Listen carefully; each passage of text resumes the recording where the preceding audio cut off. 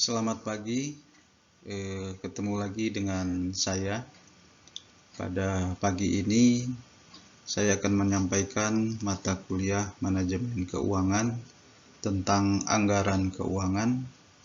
Pembelajaran hari ini kita secara online membahas anggaran keuangan. Tentunya kalian sudah mengetahui apa yang dimaksud dengan anggaran keuangan. Anggaran keuangan adalah anggaran yang disusun secara sistematis dalam bentuk angka dan dinyatakan dalam unit moneter yang meliputi seluruh kegiatan perusahaan dalam jangka waktu atau periode tertentu di masa yang akan datang. Perusahaan sangat membutuhkan anggaran dalam bentuk perencanaan sebagai upaya mengestimasikan keuangan perusahaan. Penyusunan rencana keuangan.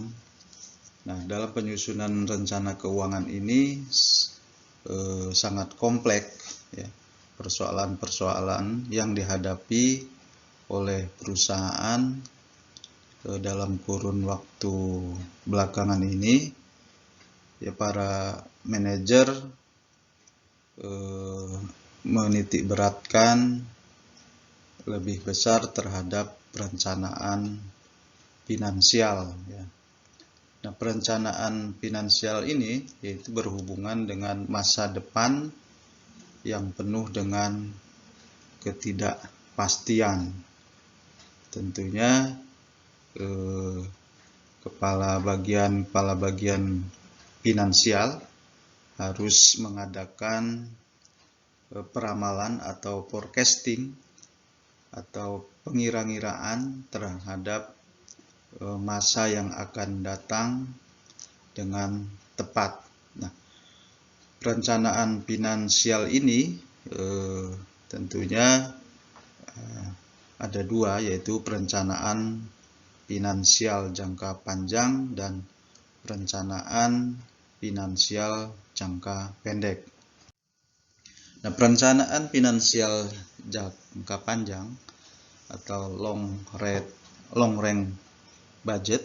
Nah, ini merupakan anggaran yang dibuat dengan jangka waktu lebih dari 1 tahun, anggaran jangka panjang berarti dibuat lebih dari 1 tahun.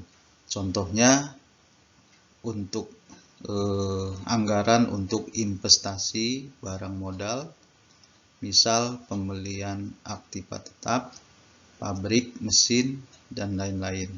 Ini merupakan anggaran modal atau disebut juga dengan anggaran strategis. Yang kedua adalah anggaran jangka pendek atau short range budget. Nah, ini merupakan anggaran yang dibuat dengan jangka waktu paling lama 1 tahun. Kalau jangka panjang lebih dari 1 tahun. Kalau jangka pendek ini paling lama 1 tahun. Contohnya adalah anggaran untuk keperluan modal kerja atau anggaran jangka pendek ini bisa disebut juga dengan anggaran taktis. Dalam anggaran keuangan tentunya mempunyai fungsi-fungsi. Adapun fungsi anggaran itu sendiri sesuai dengan fungsi manajemen, yaitu adanya planning, organizing, actuating, dan controlling. Nah, kenapa perlu fungsi anggaran? Karena disebabkan karena anggaran sebagai alat manajemen dalam melaksanakan fungsinya. Nah, fungsi-fungsi tersebut yaitu pertama fungsi perencanaan. Fungsi perencanaan ini anggaran merupakan alat perencanaan secara tertulis yang menuntut pemikiran secara teliti dan memberikan gambaran yang lebih rinci dalam unit dan uang.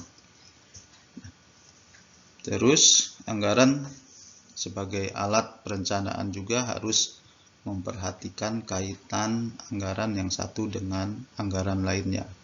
Contohnya untuk fungsi perencanaan, anggaran beban distribusi barang yang dapat dijual dengan anggaran barang yang dijual. Nah, ini apakah peningkatan anggaran beban distribusi diikuti dengan peningkatan anggaran barang yang dijual? Nah, ini merupakan fungsi perencanaan. Dan juga ada aspek lain yang penting dari perencanaan dengan menggunakan anggaran adalah perencanaan dana yang tersedia seefisien mungkin. Fungsi anggaran kedua adalah fungsi koordinasi. Nah, ini fungsi koordinasi ini menuntut adanya keselarasan tindakan bekerja dari setiap individu atau bagian dalam perusahaan untuk mencapai tujuan. Nah, anggaran ini juga berfungsi sebagai perencanaan, harus dapat menyesuaikan rencana yang dibuat untuk berbagai bagian dalam perusahaan, sehingga rencana kegiatan yang satu akan selaras dengan lainnya. Terus fungsi koordinasi yang selanjutnya adalah untuk itu anggaran dapat dipakai sebagai alat koordinasi untuk seluruh bagian yang ada dalam perusahaan. Nah, itu merupakan alat ya untuk koordinasi ke semua bagian perusahaan. Karena apa? Karena semua kegiatan saling berkaitan antara satu bagian dengan bagian lain. Nah, ini sudah diatur dengan baik.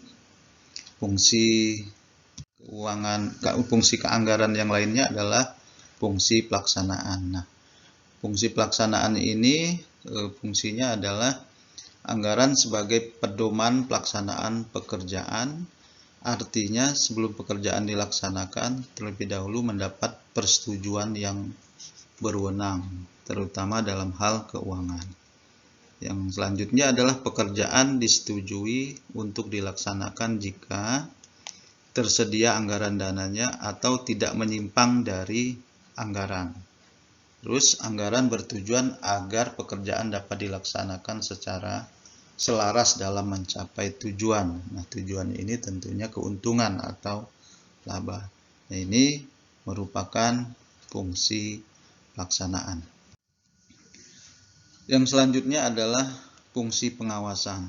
Fungsi pengawasan ini bertujuan anggaran merupakan salah satu alat pengawasan atau pengendalian. Nah, terus pengawasan berarti mengevaluasi atau menilai pelaksanaan pekerjaan dengan cara membandingkan realisasi dengan rencana. Yang kedua, melakukan tindakan perbaikan bila dipandang perlu atau bila terdapat penyimpangan yang merugi. Nah, ini merupakan fungsi-fungsi manajemen tadi, ya. Nah, fungsi utama untuk mencapai tujuan finansial di sini ada beberapa. Pertama yaitu fungsi investasi. Nah, fungsi investasi ini meliputi bagaimana pengelolaan dana ke dalam aktiva-aktiva yang akan digunakan untuk berusaha mencapai tujuan. Ya. Dalam hal ini termasuk usaha untuk mencapai proyek-proyek investasi baru yang akan dapat memaksimumkan tujuan yang hendak dicapai. Nah, memaksimumkan tujuan ini yaitu laba atau keuntungan, ya.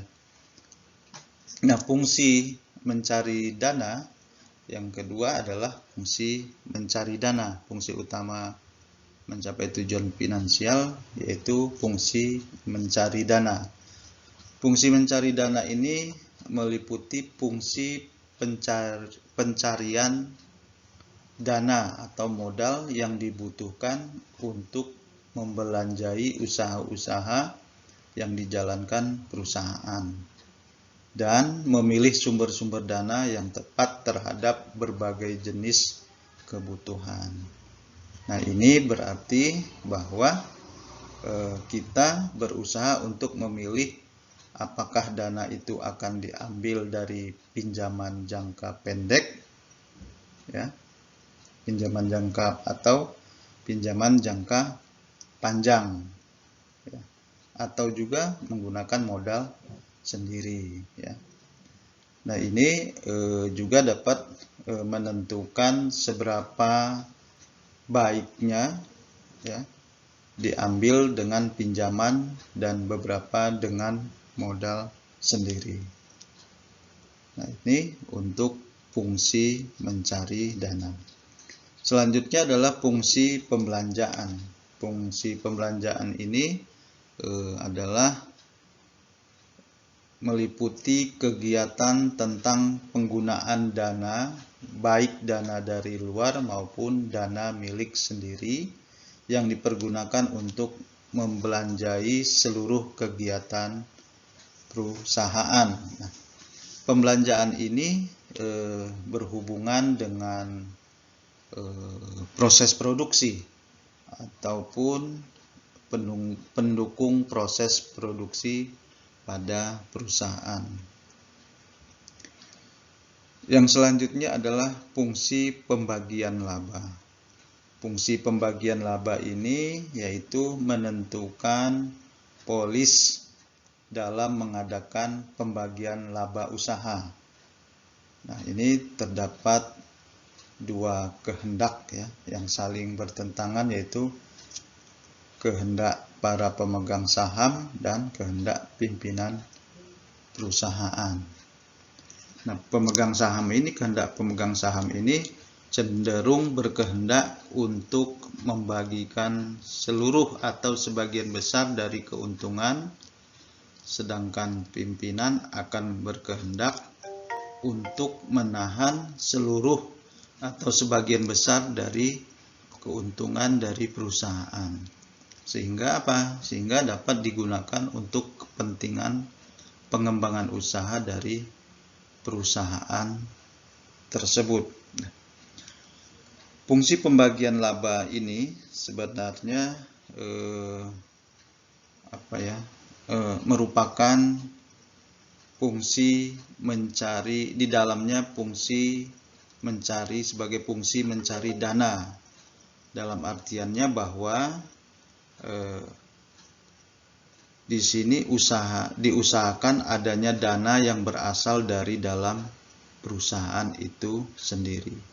Nah, tentunya untuk mengembangkan usaha-usaha perusahaan agar menjadi lebih besar atau menjadi lebih luas perusahaan tersebut. Nah, oleh karenanya perencanaan finansial akan berkisar pada kelompok fungsi tersebut, yaitu berusaha merencanakan tindakan-tindakan finansial yang seharusnya diambil oleh perusahaan guna mencapai tujuan-tujuannya. Nah, itu fungsi utama untuk mencapai tujuan finansial. Sukses atau gagalnya fungsi-fungsi suatu produksi atau produksi penjualan dan lain-lain dari perusahaan pada umumnya terletak dalam pelaksanaan fungsi finansial perusahaan, ya. Oleh karena itu maka merupakan suatu hal yang esensial agar setiap aktivitas hendaknya diadakan perencanaan yang teliti sebelum tindakan-tindakan dilaksanakan. Nah, ini fungsi utamanya. Terus ada langkah-langkah penyusunan rencana keuangan. Langkah-langkah penyusunan rencana keuangan di sini ada merencanakan keuangan, perencanaan keuangan, pembentukan prosedur, mengusahakan adanya fleksibilitas. Nah, langkah pertama yaitu merencanakan keuangan. Nah, merencanakan keuangan ini maksudnya adalah merumuskan terhadap tujuan jangka panjang. Ini dapat berupa tujuan untuk dapat tumbuh menjadi perusahaan yang bertingkat nasional atau internasional. Nah, ini dominannya dalam suatu cabang industri tertentu. Ini merupakan merencanakan keuangan. Tujuan jangka pendeknya dapat berupa kenaikan penjualan dengan presentasi tertentu pada tahun ke depannya. Sukses dalam menampilkan produk baru, sukses dalam membuka daerah pasar baru, dan sebagainya ya. Nah, tujuan keuangan tentunya harus diserasikan dengan tujuan perusahaan. Nah, tujuan keuangan itu sendiri dasarnya adalah menjaga likuiditas dan kontinuitas usaha. Nah, ini merencanakan keuangan. Yang kedua adalah perencanaan keuangan. Perencanaan keuangan ini adalah berupa formulasi dari politik keuangan perusahaan. Formulasi ini akan menjadi pedoman bagi segala kegiatan bisnis ya, dalam hal perencanaan keuangan. Nah, ini sangat diperlukan ya, untuk memperoleh kebenaran dari data ya, yang masih meragukan dan memang mengandung resiko ya, dari data yang masih meragukan dan mengandung resiko. Nah, ini sangat diperlukan adanya forecasting atau ramalan guna memperkirakan perubahan-perubahan terhadap faktor-faktor yang terdapat dalam formulasi rencana keuangan dari bisnis tersebut. Langkah yang ketiga adalah pembentukan prosedur. Nah, pembentukan prosedur ini untuk menciptakan koordinasi yang baik dari setiap aktivitas yang saling berhubungan, sehingga tidak terjadi saling bertabrakan, saling lempar tanggung jawab. Dengan koordinasi yang baik, maka tujuan akan dapat dicapai dengan efektif dan efisien. Langkah yang keempat adalah mengusahakan adanya fleksibilitas. Nah, ini fleksibilitas ini adalah keadaan dinamis ya, keadaan di mana bisnis kita berada dalam keadaan dinamis dan selalu meningkat. Nah, ini manajemen harus selalu mempersiapkan adanya fleksibilitas atau keluasan di dalam rencana-rencananya, terutama rencana jangka pendek. Nah, variabel budget adalah salah satu bentuk yang tepat untuk diterapkan. Nah, ini merupakan langkah mengusahakan adanya fleksibilitas. Terus ada keterbatasan rencana keuangan. Nah, keterbatasan dalam perencanaan keuangan ini adalah ketidakmungkinan manajemen untuk mengubah rencana akan keputusan yang telah diambil sebagai keputusan. Nah, penyebab keterbatasan perencanaan keuangan pertama, rencana yang berhubungan dengan penambahan kapital menyangkut jumlah yang cukup besar, sehingga persetujuan terhadap pengadaan dana telah dilakukan beberapa bulan sebelumnya dan tidak mudah untuk dibatalkan. Yang kedua, penyebab keterbatasan. Program ini yang kedua, adanya program latihan yang dilakukan ya. Nah, program-program latihan bagi calon tenaga kerja yang telah ditiadakan persetujuan pengadaan suplai bahan dasarnya dengan para supplier. Apabila ditiadakan akan berakibat hal-hal yang membahayakan. Yang ketiga, ini hal-hal yang menyangkut psikologi manusia. Nah, kadang-kadang timbul kekuatan dan keengganan untuk mengubah pendapat atau rencana yang telah diputuskan. Selanjutnya adalah perencanaan kebutuhan finansial. Perencanaan kebutuhan finansial ini terdapat kriteria-kriteria pemilihan investasi. Nah, ada net present value, payback period, average rate of return, return of investment, dan internal rate of return.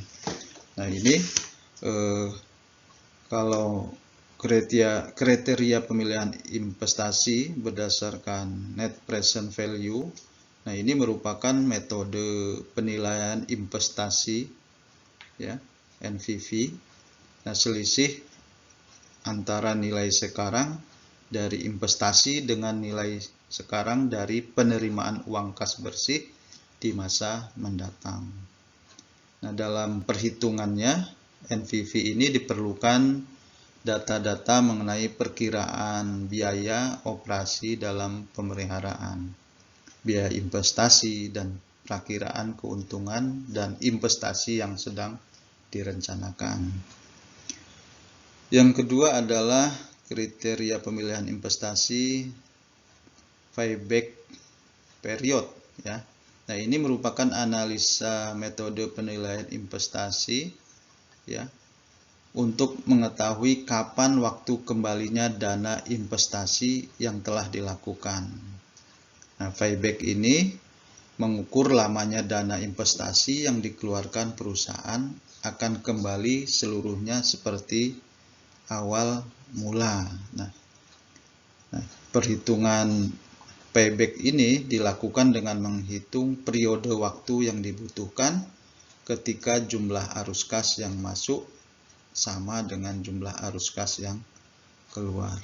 Yang ketiga adalah metode atau kriteria pemilihan investasi average rate of return.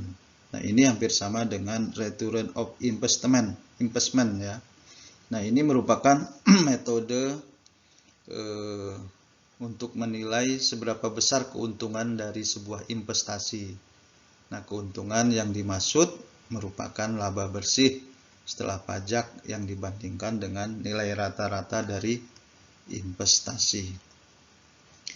Yang terakhir adalah internal rate of return.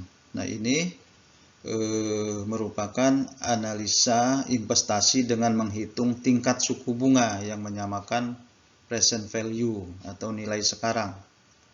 Nah, investasi saat ini dengan present value dari penerimaan arus kas di masa yang akan datang. Nah, metode IRR ini mungkin metode yang paling sering dilakukan ya, karena mudah digunakan dan banyak yang beranggapan dan percaya bahwa perhitungan IRR ini adalah hitungan yang menunjukkan tingkat return yang sebenarnya.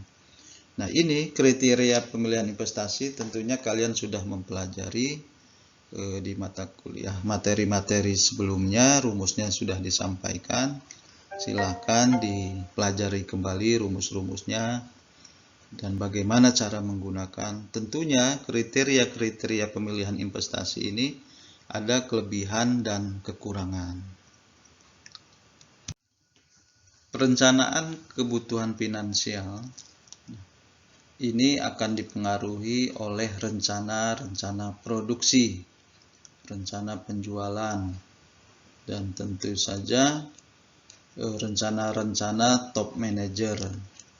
Sebagaimana kita ketahui dalam pembahasan di atas bahwa rencana perusahaan sebagai keseluruhan rencana-rencana produksi dan rencana penjualan, baik jangka pendek dan maupun jangka panjang yang akan mempengaruhi rencana finansial.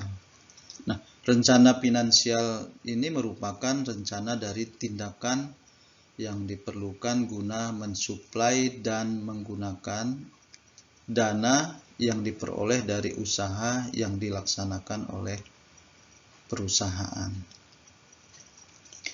Nah, tugas perencanaan finansial, ini adalah perencanaan kebutuhan serta hasil-hasil yang dicapai dan tambahan atau penggunaan dana yang diperlukan atau dihasilkan apabila ada kekurangan atau kelebihan dana. Nah, dalam hal ini perlu direncanakan jenisnya, jumlahnya, serta saat-saat kebutuhan yang diperlukan atau timbul, kebutuhan yang timbul atau diperlukan. Dalam hal ini tentunya masing-masing jenis usaha yang dilaksanakan akan berbeda.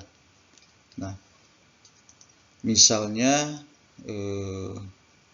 kemungkinan-kemungkinan yang timbul diperkirakan yaitu pembelian-pembelian, pembayaran-pembayaran, serta penerimaan-penerimaan uang, dan lain sebagainya.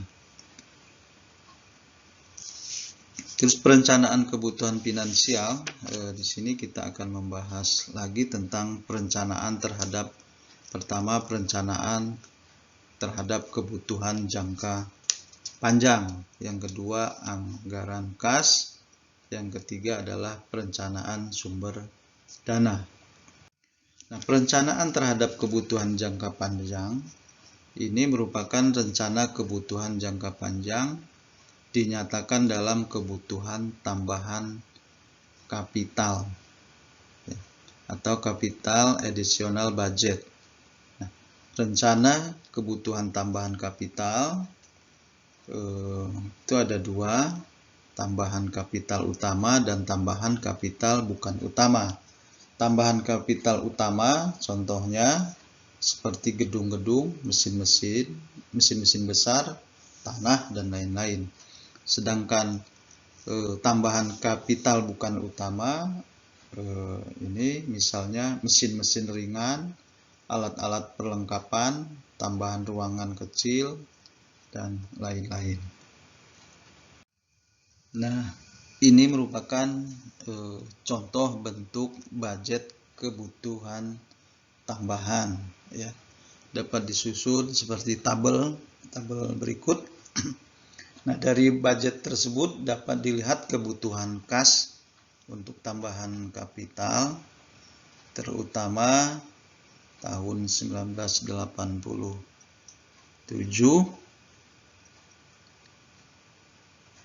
Dan sebagai informasi keterangan pelengkapan untuk tahun 1980.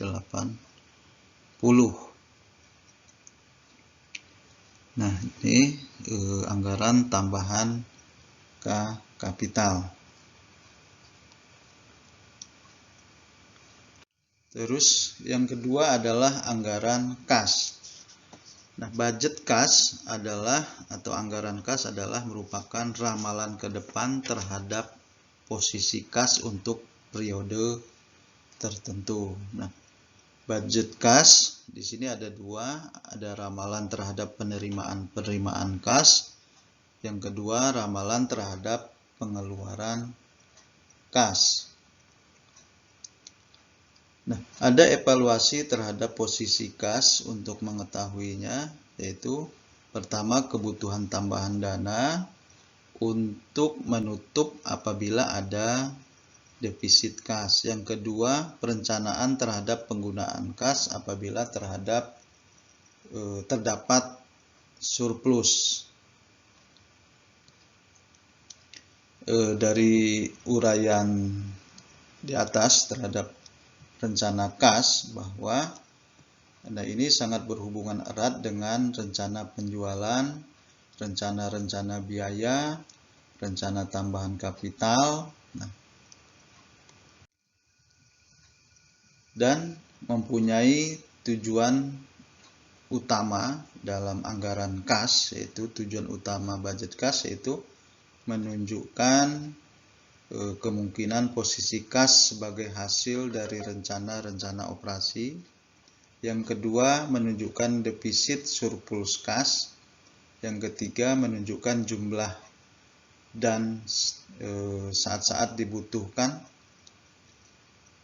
tambahan atau pinjaman uang, serta dibutuhkan kebijaksanaan investasi jangka pendek. Nah, itu tujuan utama budget kas.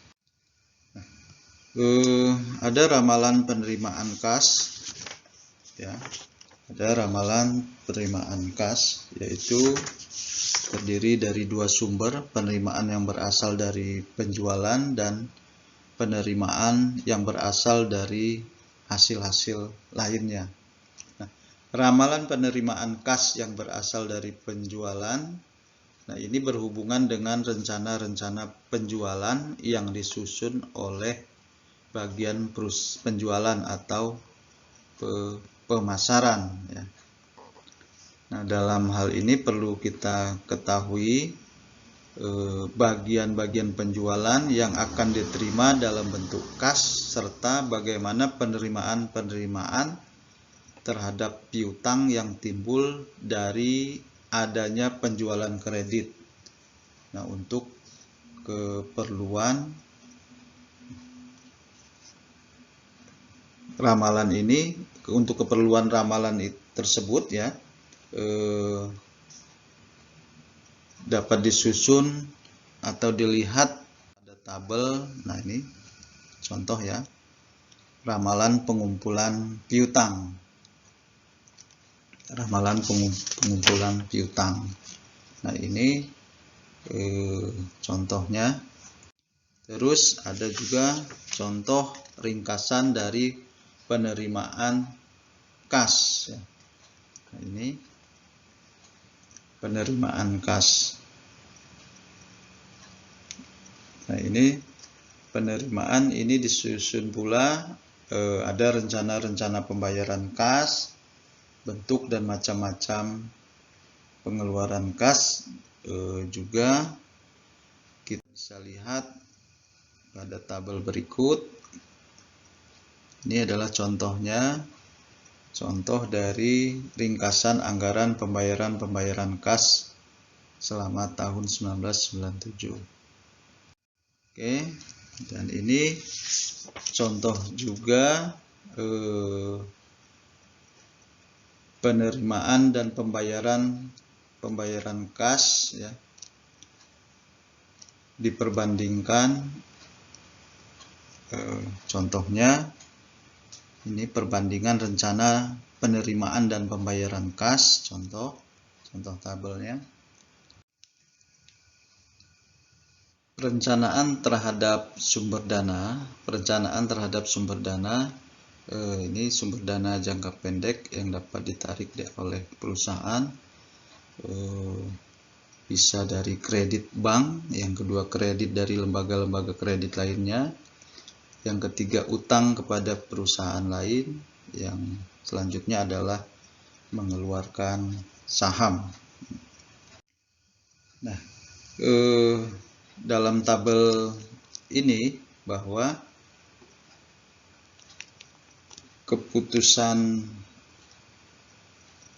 perusahaan dalam budget kas ya, akan terjadi perubahan-perubahan terhadap posisi kas ya.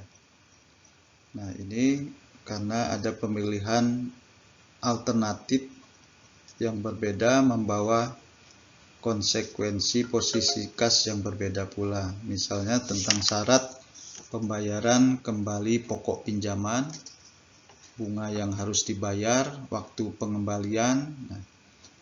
Nah, dalam tabel ini berdasarkan pertimbangan-pertimbangan tertentu untuk memutuskan memenuhi kebutuhan dengan kredit dari bank dengan bunga berapa persen? 6%, dan akan ditarik kredit sebesar 100.000 dan jangka waktu pengembalian adalah 30 April 1997 misalnya, maka bentuk dari budget kas menjadi sebagai berikut. Nah, ini contoh daripada budget kas, perencanaan terhadap sumber dana. Ini merupakan contoh. Nah, penerimaan dan pembayaran kas yang direncanakan dapat berbeda dengan kenyataan yang dihadapi oleh perusahaan. Nah, ini penyebab perbedaan tersebut dapat diakibatkan beberapa hal. Misal, ini penyebabnya hal-hal yang di luar perkiraan daripada hal-hal yang mempengaruhi operasi perusahaan. Yang kedua, perubahan-perubahan pada faktor-faktor yang mempengaruhi posisi kas. Yang ketiga adalah pengawasan yang kurang baik. Nah, ini tentunya kita harus mengevaluasi daripada perbedaan-perbedaan yang terjadi antara yang direncanakan dan yang sesungguhnya terjadi. Nah, ini akan dapat diperoleh informasi-informasi tentang sebab terjadinya perbedaan tersebut.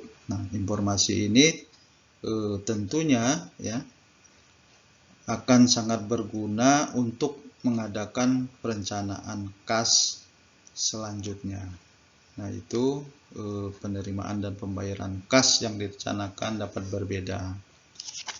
Harus adanya evaluasi terhadap perbedaan yang terjadi.